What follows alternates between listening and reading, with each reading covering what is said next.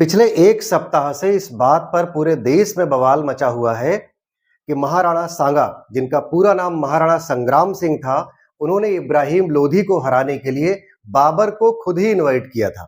और उसके बाद वही बाबर इब्राहिम लोधी को हराकर महाराणा संग्राम को भी युद्ध में हराता है और महाराणा की राजगद्दी पर बैठकर हिंदुस्तान में शासन करता है। ये बात बोली राज्यसभा सांसद रामजी लाल सुमन ने, जो समाजवादी पार्टी की तरफ से राज्यसभा सांसद हैं, और वो ये बोलकर शायद बुरी तरह फंस गए।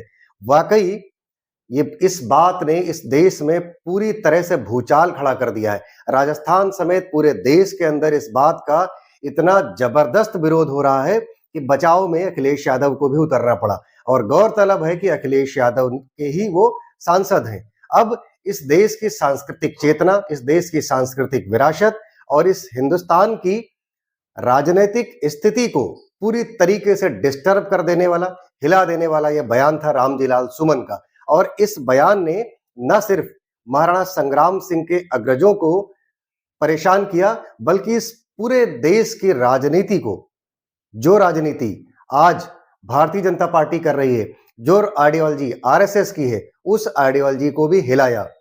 अखिलेश यादव भी बुरी तरीके से फंसते नजर आ रहे हैं। लेकिन इस बयान की तह में बहुत ज्यादा तथ्यात्मक बात न करते हुए मैं इस बयान का राजनीतिक विषय पर बात करना चाहता हूं। आपको मैं ये बात बताना चाहता हूं कि अखिलेश यादव के सांसद द्वारा बोला गया यह बयान कहीं दूसरी राजनीतिक पार्टियों यानी भारतीय जनता पार्टी को ओवरकम करते हुए राजनीति में कमबैक करने की चाल तो नहीं है। कहीं यह रामजी लाल सुमन द्वारा बोला गया यह स्टेटमेंट समाजवादी पार्टी के द्वारा गढ़ा गया सुनियोजित तरीके से कोई बयान तो नहीं है कि अखिलेश यादव को इस वक्त एक मुद्दा जो काफी परेशान कर रहा था, छावा फिल्म रिलीज होने के बाद जिस तरीके से संभाजी की वीरता दिखाई गई, संभाजी की स्वराज की यात्रा दिखाई गई और उस पर औरंगजेब की क्रूरता दिखाई गई। औरंगजेब की क्रूरता दिखाए जाने के बाद इस देश के मुसलमानों की भावनाएं भी कुछ हद तक आहत होती दिखी, क्योंकि राजनीति सबको समेटती है और राजनीति इस वक्त मुसलमानों के आसरे एक नई तरह की गणना गढ़ी जा रही है। इस देश में राजनीति का एक नया दौर देखने को मिल रहा है। वह चाहे राहुल गांधी हो, चाहे अखिलेश यादव हो, चाहे मायावती हो या फिर भारतीय जनता पार्टी ही हो, सबकी एक कोशिश है कि सत्ता में बने रहना और जो सत्ता में नहीं है उनको सत्ता में वापस आना। अब अखिलेश यादव को भी 2027 का विधानसभा चुनाव नजदीक नजर आ रहा है। अब कुछ ना कुछ तो बोलने के लिए चाहिए। अखिलेश यादव को भी यह बात दिखानी है कि हम सिर्फ पीडीए की बात नहीं करते हैं, बल्कि पीडीए के स्वाभिमान की रक्षा के लिए हर एक कदम भी उठाएंगे। अब यह राजनीतिक स्टंट जरूर हो सकता है। अखिलेश यादव का PDA versus Bharatiya Janata party के पीडीएस की लड़ाई चल रही है। अब कहीं पीडीएस भारी न पड़ जाए, इस बात की कवायद में अखिलेश यादव अपने पीडीए को बचाने के लिए हर दम जुटे रहते हैं। अखिलेश यादव का पीडीए है पिछड़ा दलित अल्पसंख्यक, वहीं भारतीय जनता पार्टी का पीडीएस है पिछड़ा दलित और सामान्य। अब सामान्य वर्सेस दलित, मुस्लिम, अल्पसंख्यक, पिछड़ा करने की पूरी कोशिश इस वक्त अखिलेश यादव द्वारा की जा रही है। इस बयान को भी अगर उस नजरिए से देखा जाए तो तमाम सारी चीजें सिर्फ एक संयोग नहीं लग रही हैं, बल्कि एक प्रयोग लग रही हैं। एक प्रयोग करने की कोशिश की जा रही है, ऐसा रामजी लाल सुमन के बयान से लग रहा है। अन्यथा इस वक्त अचानक से इस बयान की कदाचित भारतीय राजनीति में कोई आवश्यकता नहीं थी। कहीं पर इस बयान की प्रासंगिकता देखने को नहीं मिल रही है, क्योंकि छावा फिल्म आई। छावा फिल्म में जिस तरह से औरंगजेब की क्रूरता दिखाई गई और संभाजी की वीरता दिखाई गई, उस फिल्म ने इस देश की सांस्कृतिक चेतना को जगाने का काम किया। लेकिन औरंगजेब किसी का भी हिमायती नहीं हो सकता था। औरंगजेब इस देश के किसी भी वर्ग, समुदाय, जाति, धर्म, संप्रदाय के मानने वालों का हितैषी और हिमायती नहीं हो सकता था। तो क्या फिर औरंगजेब की खराब इमेज को बाबर की इमेज के साथ कैलकुलेट करके, कोरिलेट करके इमेज बिल्डिंग करने की कोशिश की जा रही है? अगर की जा रही है तो निश्चित तौर पर यह दुर्भाग्यपूर्ण है, क्योंकि इस देश में जितने भी आक्रमणकारी आए, आक्रांता आए, वो इस देश की अस्मिता को लूटने आए। अब एक मिनट के लिए मान लेते हैं कि हमारे किसी भी महापुरुष द्वारा अगर भूलवश एक भूल हो गई है, तो आज हमारी नैतिक जिम्मेदारी है कि हम अपने पितामह की उस भूल का उपहास ना करें, बल्कि उस पर चिंतन करें, उस पर मंथन करें, उस पर मनन करें कि उनसे जो भूल हुई थी, आज उस भूल को हम कैसे सुधार सकते हैं। एक लाइन में 4 लोग मीडिया के पैनल में बैठ करके अपने महापुरुषों की खिल्ली उड़ाना या अपने महापुरुषों को कायर कहना, शायद यह भी एक कायरतापूर्ण बात है और जो आज की राजनीति में धीरे-धीरे प्रासंगिक होती जा रही है। इस देश की राजनीति निश्चित तौर पर एक गलत दिशा की तरफ बढ़ती हुई नजर आ रही है। बदले की भावना से दोनों तरफ से राजनीति हो रही है। ऐसे संवेदनशील तमाम मुद्दों पर बात करने के लिए सबसे पहले तो इतिहास को पढ़ने की आवश्यकता है।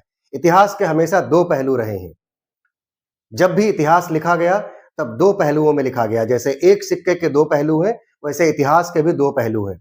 कुछ वामपंथी इतिहासकार जिन्हें कहा जाता है, उन्होंने इन राजाओं महाराजाओं का आलोचनात्मक विवरण प्रस्तुत किया। अब उनकी आलोचना की इतिहास की पुस्तक अगर आज हम पढ़ते हैं तो हमें ये स्पष्ट रूप से दिखाया गया है कि जो हमारे राजा महाराजा थे, जिन्होंने अपने आप को सर्वस्व बलिदान कर दिया इस देश की मिट्टी को, स्वाभिमान को और अवधारणा को बचाने के लिए, उनको उन्होंने कहीं ना कहीं कायरतापूर्ण तरीके से दिखाने की कोशिश की।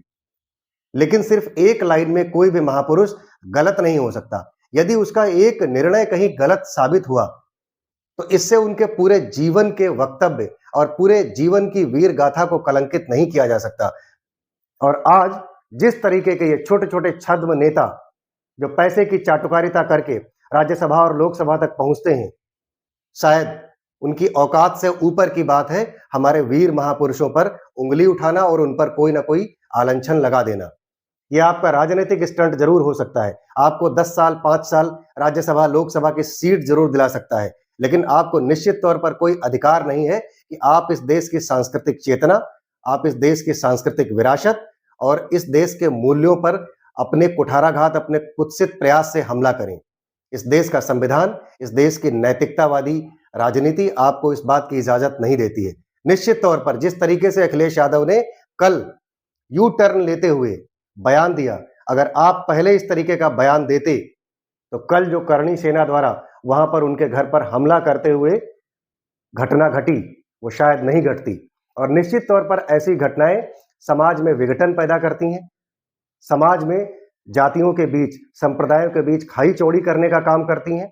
और निश्चित तौर पर इस वक्त देश में 2 तरह की राजनीति हो रही है, जहां भारतीय जनता पार्टी सबको राष्ट्र धर्म और सनातन धर्म की बड़ी छतरी के नीचे लाकर राजनीति करना चाहती है और सत्ता को अपने नीचे रखना चाहती है। वहीं दूसरी तरफ वो चाहे समाजवादी पार्टी हो, अगर उत्तर प्रदेश के परिप्रेक्ष्य में बात करें, या फिर अन्य कोई भी राजनीतिक दल हो, वो लोगों को जातियों में बांट कर सत्ता पाने की कोशिश कर रहा है। लोग जितना जातियों में बटेंगे उतना उनसे जुड़ेंगे और इस बात की कवायद भारतीय जनता पार्टी के अंदर भी सांसदों और विधायकों द्वारा बीच बीच देखी जाती है। उनकी तरफ से भी बयान आते हैं कि भारतीय जनता पार्टी की सत्ता में पिछड़ों का, दलितों का सम्मान नहीं है। अगर सम्मान नहीं है तो आप वहां पर कर क्या रहे हैं? आप वो राजनीतिक पार्टी छोड़ दीजिए, आप जहां सम्मान है वहां चले जाइए, लेकिन सत्ता आपको भी चाहिए।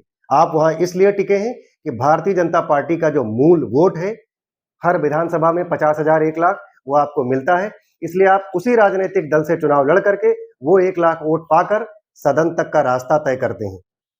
अगर आपके अपने समाज का सम्मान नहीं है तो आप जहां सम्मान है वहां से चुनाव लड़के देखिए, क्या आपकी इमेज वाकई है ऐसी कि आप विधानसभा और लोकसभा तक का रास्ता तय कर सकते हैं? निश्चित तौर पर जो हो रहा है वो वाकई दुर्भाग्यपूर्ण है। मैं आप सबसे गुजारिश करता हूं कि आप सब अपने महापुरुषों का सम्मान कीजिए।